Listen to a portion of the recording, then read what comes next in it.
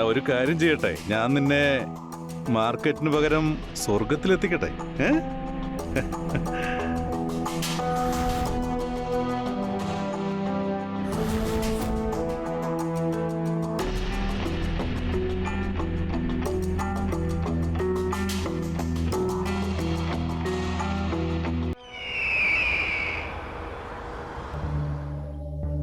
നമസ്കാരം, ഞാനാണ് റാണി ചാറ്റർജി. വീണ്ടും ഞാൻ ഒരു തവണ കൂടി വന്നിരിക്കുകയാണ് ക്രൈം ചക്രയുടെ ഒരു പുതിയ എപ്പിസോഡിൽ ഒരു പുതിയ കഥയുമായി. പണത്തോടുള്ള അത്യാഗ്രഹം കൊണ്ട് മനുഷ്യന്മാർ പലപ്പോഴും അന്ധരായി തീരാറുണ്ട്. അവർക്ക് പലപ്പോഴും ശരിയും തെറ്റും മനസ്സിലാകാറില്ല. ഇവിടെ നിന്നുമാണ് പല കുറ്റകൃത്യങ്ങളുടെയും തുടക്കം. സീമയുടെ എല്ലാ രഹസ്യങ്ങളും എല്ലാവരിലേക്ക് എത്തുമെന്ന് അവൾ ഒരിക്കലും വിചാരിച്ചിട്ടുണ്ടാവില്ല. സീമ വിവാഹിതയായ 26 വയസ്സുള്ള പെൺകുട്ടിയായിരുന്നു. അവൾ വീട്ടിൽ ഒറ്റയ്ക്കായിരുന്നു. വീടിനടുത്തുള്ള ഒരു അങ്കിളിന്റെയും ആന്റിയുടെയും വീട്ടിൽ എപ്പോഴും പോകുമായിരുന്നു. ആ അങ്കിളും ആന്റിയുമായി സീമയ്ക്ക് നല്ലൊരു ബന്ധമുണ്ടായിരുന്നു. പക്ഷെ സീമയുടെ ലക്ഷ്യം എന്തായിരുന്നു നമുക്ക് നോക്കാം.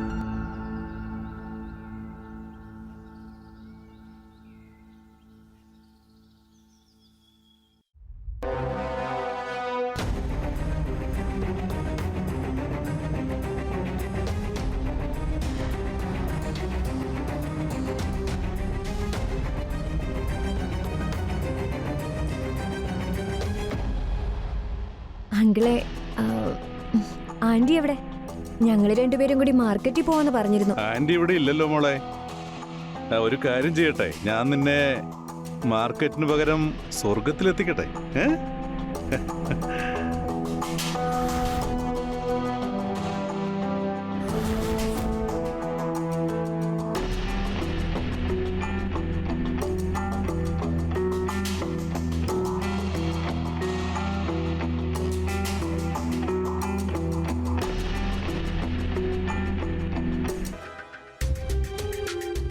നിങ്ങൾ ഏത് നേരം ഇങ്ങനെ പേപ്പറും വായിച്ചോണ്ടിരുന്നോ? എപ്പോഴെങ്കിലും ഏതെങ്കിലും ഒരു പണിയിൽ സഹായിക്ക്. എന്തു പറ്റി എന്റെ ചക്കരെ? നിനക്കെന്താ ഇത്ര ദേഷ്യം? പറയേ, ഞാൻ എന്താ ചെയ്യണ്ടേ? നിങ്ങൾക്ക് ഏത് നേരം ഈ മൂഡ് മാത്രമേ ഉള്ളൂ.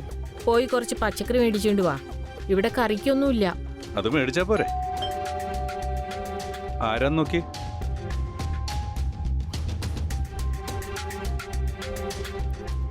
അത് ശരി, മോനായിരുന്നോ? കൊറേ നാളായല്ലോ കണ്ടിട്ട്. എല്ലാം ഓക്കെ അല്ലേ മോനെ? എല്ലാം ഓക്കെയാണ്. നിങ്ങളെ കണ്ടിട്ട് കുറച്ച് ദിവസമായില്ല, അതാ വന്ന് കണ്ടിട്ട് പോകാമെന്ന് കരുതിയത്. വാ മോനെ, വാ, അകത്തേക്ക് വാ, ഇരിക്ക്. നമസ്കാരം അച്ഛാ. എന്താ വരുവാനെ, ഇന്നെന്താ ഈ വഴിക്കൊക്കെ? ഇല്ല, ഞാൻ ഇതുവഴി പോയപ്പോ ചുമ്മാ ഒന്ന് കയറിയെന്നേ ഉള്ളൂ. അല്ല മോനെ, വേറെന്തോ കാര്യമുണ്ടല്ലോ. മോന്റെ മുഖം കണ്ടറിയാം. റീനയായിട്ട് വഴക്ക് കൂടിയിരുന്നോ? നിനക്കിത് എന്തിന്റെ കേടാ? ഭാര്യയും ഭർത്താവുമ്പോ ചെറിയ വഴക്കൊക്കെ ഉണ്ടായിരിക്കും. സുനില് നമ്മുടെ മരുമോനല്ല, മോനാ മോൻ. അല്ലേ സുനില് മോനെ? ശരിയാ അച്ഛാ. ഒരു കാര്യം ചെയ്യ്, മോൻ ആദ്യം ഒന്ന് ഫ്രഷ് ആവ്, എന്നിട്ട് നമുക്ക് ഒന്നിച്ചൊരു ചായ കുടിക്കാം. ശരി. ചായ കുടിച്ചിട്ടേ വേഗം പോയി പച്ചക്കറി മേടിച്ചോണ്ട് വരണം. ഞാൻ ചായ ഉണ്ടാക്കാം. ശരി, മേടിക്കാം.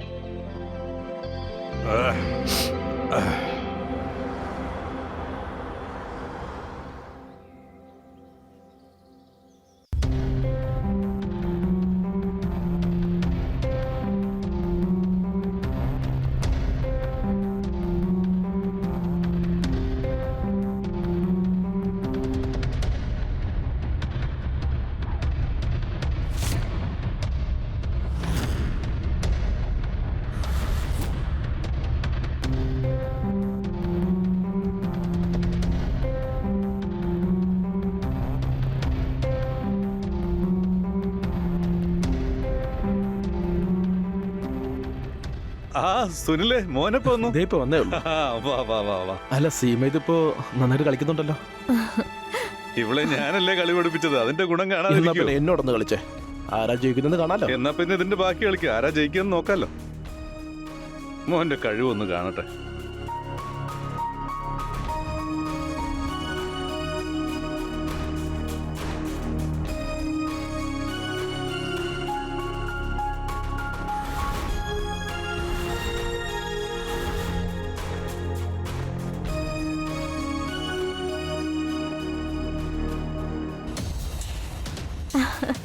കണ്ടോ, ഞാൻ പറഞ്ഞതല്ലേ, ഞാൻ നിങ്ങളെ തോപ്പിക്കുമെന്ന്. ഒന്ന് കളിച്ചു നോക്കാൻ തന്നെ എന്റെ ആഗ്രഹം. പക്ഷെ അവസരം ഒന്ന് എന്തെങ്കിലും കിട്ടട്ടെ. പറഞ്ഞോ? ആ, നിങ്ങൾ നന്നായിട്ട് കളിക്കുന്നുണ്ടെന്ന് പറഞ്ഞതാ. നിങ്ങളുടെ മുമ്പിൽ ആരായാലും തോറ്റു പോകും. മോനെ ഞാൻ അപ്പോഴേ പറഞ്ഞില്ലേ, ഇവിടെ ഞാനാ കളി പിടിപ്പിച്ചത്. ആ അപ്പൊ ശരി, ഇനിയൊരു കളി ഞാൻ കളിക്കട്ടെ. മോനൊന്ന് മാറിക്കേ, ഇങ്ങോട്ടിരിക്കേ. എന്നാ തുടങ്ങാം. ആ ഞാൻ വൈറ്റ് എടുക്കാം, നീ ബ്ലാക്ക് വെച്ചു.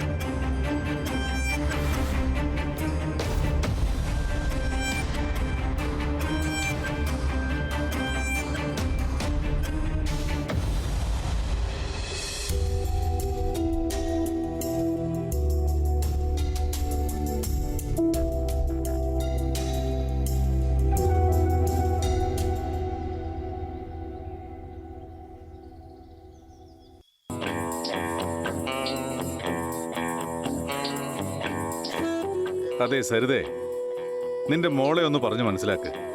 ഏത് നേരവും വഴക്കൂടെ നിന്ന് അത് ശരിയാവില്ല. ആ ശരി, ഞാൻ പറഞ്ഞോളാം. പക്ഷെ നിങ്ങളും കൂടി ഒന്ന് സംസാരിക്കണം. ഇങ്ങനെ വഴക്കു കൂടിയാ അവര് തമ്മിലുള്ള അകൽച്ച കൂടി വരികയുള്ളൂ. എടി അവര് പഴയ പോലെ സ്നേഹത്തിലാവും. പക്ഷെ നമ്മൾ തമ്മിൽ ഇപ്പൊ പഴയ സ്നേഹമില്ലാത്ത എന്തുകൊണ്ടാ? നീ ഇങ്ങോട്ട് വന്നേ. മോളുടെ നമുക്കൊന്ന് കല്യാണം കഴിഞ്ഞ് സ്നേഹിക്കാം. കൊച്ചാവാറായി. അപ്പോഴാണ് അങ്ങേരൊന്ന് സ്നേഹിക്കാൻ വന്നേക്കണം. നീ പറയുന്ന കേട്ടതൊന്നും ഞാൻ മുമ്പ് സ്നേഹിച്ചിട്ടില്ലെന്ന്. ഞാൻ പണ്ടേ എങ്ങനെയല്ലേ? നീ ഒന്ന് വാ ചക്കരെ, നമുക്കൊന്ന് ഏയ്, ഒന്ന് സ്നേഹിക്കാം. പോയേ. എടി കുറെ നാളായാലും ഒന്ന് വാ. എനിക്ക് വരാൻ പറ്റില്ലെന്ന്. എനിക്ക് നല്ല ഉറക്കമുണ്ട്. നിങ്ങൾ ഉറങ്ങിക്കേ. ഇതെന്തൊരു കഷ്ടമാണിത്. ഞാൻ പിന്നെ എന്ത് ചെയ്യൂടി? നിങ്ങൾ എന്തെങ്കിലും കാണിക്കേ, എനിക്കെന്താ. എടി ഞാൻ പറയുന്നേക്ക്, ഒന്ന് വാടി, ഒന്ന് വാ.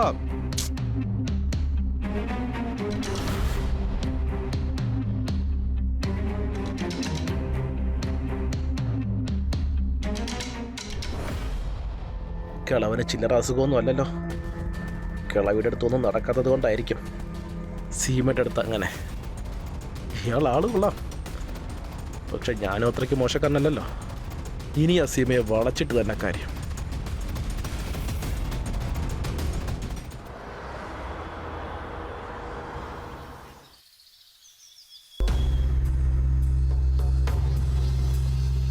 ചായ നല്ല അസലായിട്ടുണ്ട്. ശരിയല്ലേ മോനെ? ആ, ചായ കൊള്ളാം, നന്നായിട്ടുണ്ട്. ആ ആന്റി, കുറച്ച് നെയ്യ് ഉണ്ടെങ്കിൽ തരാവോ? അതിനെന്താ, കണ്ടിട്ട് കുറെ ആയല്ലോ. എന്തു പറ്റി? ആ അതെനിക്ക് വീട്ടിൽ കുറച്ച് ജോലി ഉണ്ടായിരുന്നു. ഈ തള്ള എന്താ പറഞ്ഞിട്ടാ? തള്ളയില്ലാത്ത സമയം എനിക്ക് ഡെയിലി ഇവിടെ വരുന്നുണ്ട്. കുറച്ച് നെയ്യ് ഉണ്ടെങ്കിൽ താ ആന്റി. ആ ആ, അമ്മ ഇവിടെ ഇരിക്കുന്നേ. അതൊക്കെ ഞാൻ കൊടുത്തോളാം. അമ്മ ഇവിടെ ഇരിക്കും. പക്ഷേ മോനെ അത് എന്ത് പക്ഷേ എന്നാണ് അമ്മേ? മോനെന്ന് വിളിക്കും ചെയ്യും, എന്നെ കൂടെ ഒന്നും ചെയ്യാൻ സമ്മതിക്കത്തുമില്ല. നിങ്ങളിങ്ങ് വാ, അതൊക്കെ ഞാൻ എടുത്തു തരാം.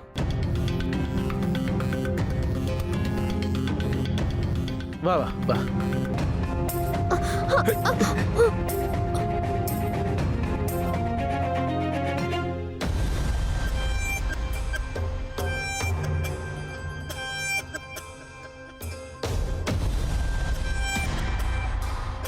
നെയ്യ് കിട്ടിയ മോനെ? അമ്മേ ഞാൻ നോക്കുവാ. ഫ്രിഡ്ജിലിരിക്കണ്ട്.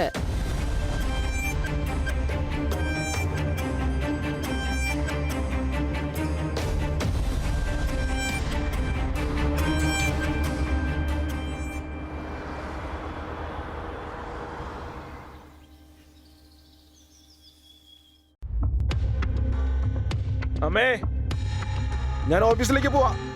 ആ ശരി മോനെ. എന്നാ പിന്നെ ഞാൻ ഇറങ്ങട്ടെ.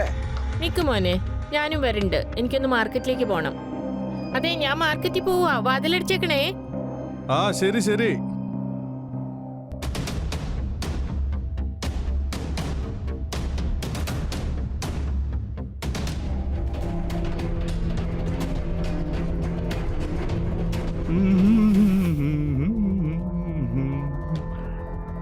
ഹലോ ഡാർലിംഗ്, നീ ഇത് എവിടെയാ? ഒന്ന് പെട്ടെന്ന് വാ, വീട്ടിലിപ്പോ ആരുമില്ല. ആ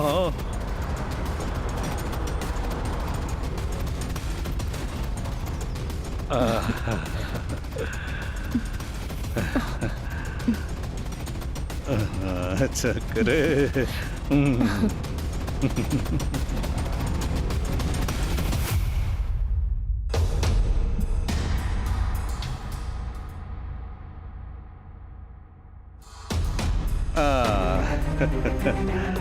ഇങ്ങനെ വന്ന് ദാ ഇങ്ങനെ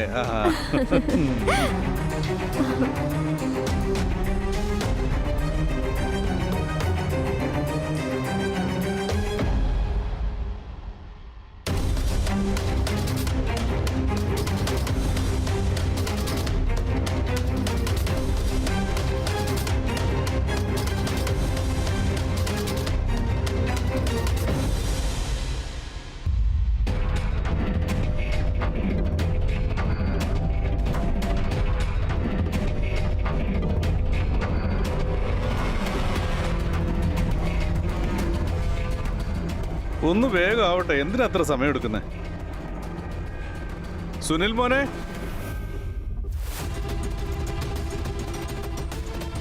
മോനെ, മരുമോനെ,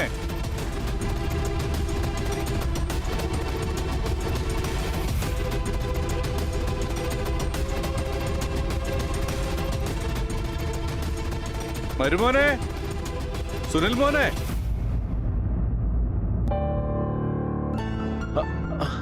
ആ ചതേ വരുന്നു. ആ ചേട്ടാ, എന്റെ ഒരു കൂട്ടുകാരന് നല്ല സുഖമില്ലെന്ന്. അപ്പൊ ഞാനും അമ്മയും കൂടെ അവിടെ വരെ ഒന്ന് പോയിട്ട് അവനെ കണ്ടിട്ട് വരാം. ഓ, ശരി. ഓക്കെ മോനെ, വാതിലൊന്ന് അടച്ചേക്ക്. ശരി, ഞാൻ ഉണ്ടല്ലോ, നിങ്ങൾ പോയിട്ട് സമാധാനം വാ. ശരി.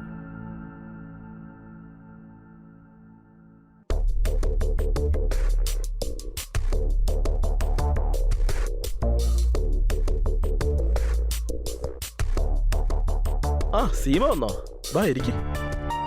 ഞാനൊന്ന് ആന്റി കാണാനായിട്ട് വന്നതാ. ആന്റി വീട്ടിലില്ലല്ലോ, എന്നെ കണ്ടാ മതിയോ? ഞാൻ കുടിക്കാൻ ചായ എടുക്കട്ടെ? അയ്യോ വേണ്ട, നിങ്ങൾ ഇവിടെ ഇരിക്കെ, ഞാൻ ചായ ഉണ്ടാക്കിയിട്ട് വരാം. നിങ്ങൾ ചായ ഉണ്ടാക്കോ? ആ പിന്നെന്താ. എന്നാ പിന്നെ നിങ്ങളെ ഇഷ്ടം. ആഹാ.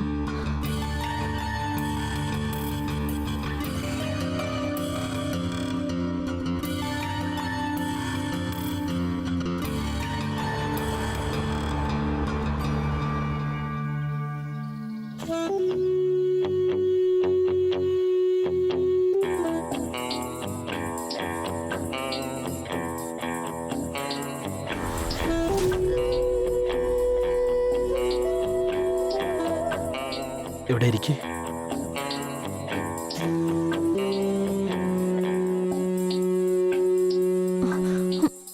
നിങ്ങൾ എന്തീ കാണിക്കുന്നേ? കയ്യിന്ന് വിട്. കിളവൻ പിടിച്ച കുഴപ്പമില്ല, ഞാൻ പിടിച്ചാലാണല്ലേ കുഴപ്പം നിനക്ക്. ഇതെന്തൊക്കെയാ പറയുന്നേ? അങ്ങനൊന്നുമില്ല. നീയും അച്ഛനും തമ്മിലുള്ള പരിപാടിയൊക്കെ എനിക്കറിയാം. നീ ഒരുപാട് അഭിനയിച്ചൊക്കെ കഷ്ടപ്പെടണ്ട. നിങ്ങൾ ഇങ്ങനെ തോന്നിവസൊന്നും വിളിച്ചു പറയല്ലേ.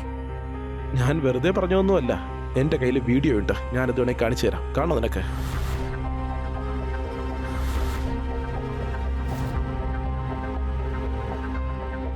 നിങ്ങൾക്കിതൊക്കെ നേരത്തെ അറിയാമായിരുന്നെങ്കിൽ എന്റെ അടുത്ത് എന്തുകൊണ്ടാ നേരത്തെ വരാഞ്ഞത്? അപ്പൊ നീ എന്നെ കാത്തിരിക്കുകയായിരുന്നോ? പിന്നല്ലാതെ. ശരിക്കും ഞാൻ ആദ്യമായിട്ട് കണ്ടപ്പോ മുതൽ കാത്തിരിക്കുകയായിരുന്നു. പക്ഷെ നിങ്ങൾ ലേറ്റ് ആയിപ്പോയി. അപ്പൊ അധികം കാത്തിരിക്കണ്ട.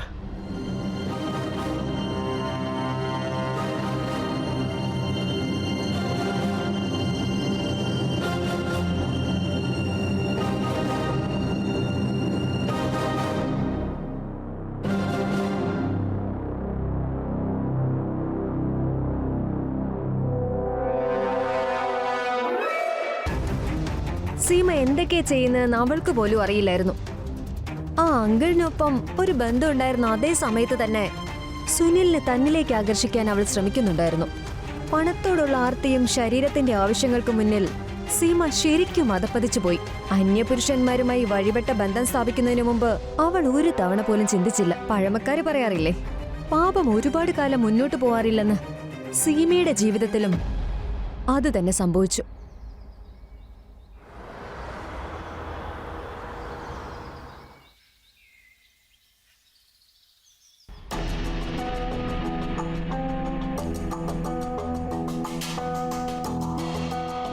ഞാനൊരു കാര്യം ചോദിക്കട്ടെ? നീ വളരെ സുന്ദരിയാണ്, ചെറുപ്പമാണ്, പിന്നെ ഞാൻ കളവൻ്റെ അടുത്ത് എങ്ങനെ പോയി പെട്ടു? എന്റെ കല്യാണം കഴിഞ്ഞിട്ട് ഇപ്പൊ 3 വർഷമായി. കഷ്ടിച്ചൊരു 2-3 മാസം മാത്രമേ എന്റെ ഭർത്താവ് എന്റെ ഒപ്പം ജീവിച്ചുള്ളൂ. അയാളെ സംബന്ധിച്ച് പൈസയാണ് ഏറ്റവും ഇമ്പോർട്ടന്റ്. അതുകൊണ്ട് എന്നെ കളഞ്ഞിട്ട് ഇപ്പൊ അന്യനാട്ടിൽ പോയി ജോലി എടുക്കുക. അത് ശരി. അപ്പോ ഫിസിക്കൽ നീഡ്സിന് വേണ്ടിയാണോ നീ ആ കളവൻ്റെ അടുത്തേക്ക് പോകുന്നത്? എന്റെ ഫിസിക്കൽ നീഡ്സിന് വേണ്ടി മാത്രമല്ല.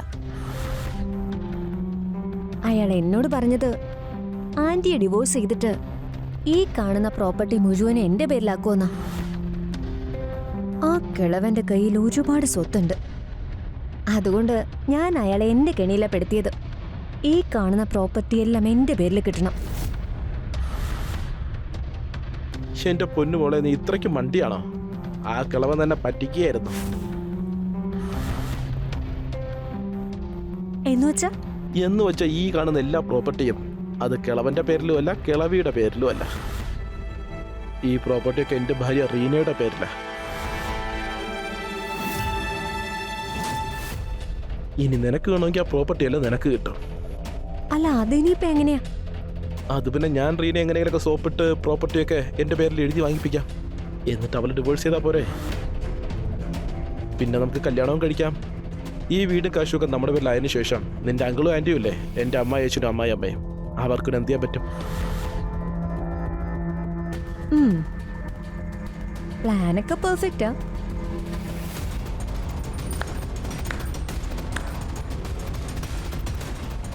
കൊള്ളാം മോനെ, കൊള്ളാം. ഒരു മരുമോന്റെ കടമ നന്നായിട്ട് നിറവേറ്റുന്നുണ്ട്. എടി സീമേ, നിന്നെ ഞാൻ എന്റെ മോളായിട്ടാ കണ്ടേ. എന്നോട് നീ ഇത് ചെയ്തല്ലോ. അയ്യോ ആന്റി, അങ്ങനെയല്ല. ആന്റി എന്നെ തെറ്റിദ്ധരിച്ചിരിക്കുക. ആന്റി വിചാരിക്കുന്നത് പോലല്ല. നിങ്ങൾ പറഞ്ഞതൊക്കെ ഞാൻ കേട്ടു. നിങ്ങളുടെ പ്ലാൻ എനിക്ക് മനസ്സിലായി. എന്നാലും മോനെ, നീ എന്റെ മോളെ ഡിവോഴ്സ് ചെയ്തിട്ട് ഇവളെയാണോ കെട്ടാൻ പോണത്? അങ്ങനെയൊന്നും അല്ല അമ്മേ. എന്താ എല്ലാരും കൂടെ കിടന്ന് ബഹളം വെക്കുന്നേ? നിങ്ങൾ മിണ്ടരുത്. നിങ്ങൾ ഇത്രയും വലിയ ചതിയനായിരുന്നോ? നിങ്ങൾ എന്നെ ഡിവോഴ്സ് ചെയ്തിട്ട് ഈ വൃത്തിയിട്ടവളെ കെട്ടു അല്ലേ? ഇവനാണെങ്കിൽ എന്റെ മോളെ ഡിവോഴ്സ് ചെയ്തിട്ട് ഇവളെ കെട്ടാൻ നിൽക്കുന്നു. ഈ സ്വത്ത് മൊത്തം അങ്ങ് അവന്റെ പേരിലാക്കും. എനിക്കൊന്നും ചെയ്യാൻ പറ്റില്ല അല്ലേ? നിങ്ങളൊക്കെ എന്താ വിചാരിച്ചു വെച്ചിരിക്കുന്നേ?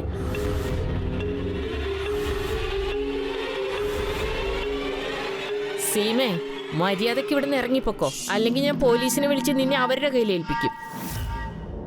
ഇറങ്ങിപ്പോടി വേഗം.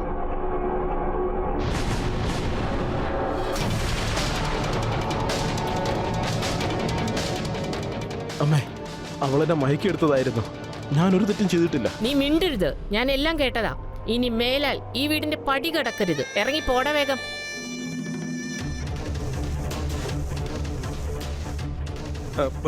നീ എന്നോട് ക്ഷമിക്കണം. അതായത് എന്താ പറ്റിയെന്നറിയോ, ഞാൻ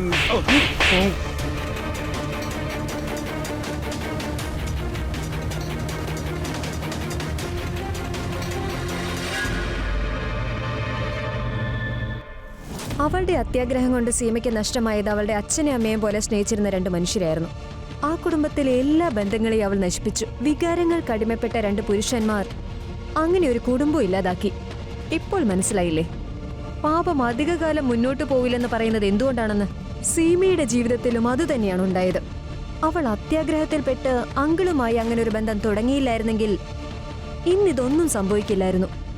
ഇതുപോലുള്ള കുറ്റകൃത്യങ്ങൾ നമ്മുടെ പരിസരങ്ങളിലൊക്കെ നടക്കുന്നുണ്ടാവും. നമ്മൾ ആരും അതറിയാറില്ല. അതുകൊണ്ട് നമ്മുടെ ചുറ്റുപാടിൽ നടക്കുന്ന കാര്യങ്ങളിലൊക്കെ നമ്മുടെ ഒരു കണ്ണുണ്ടായിരിക്കണം.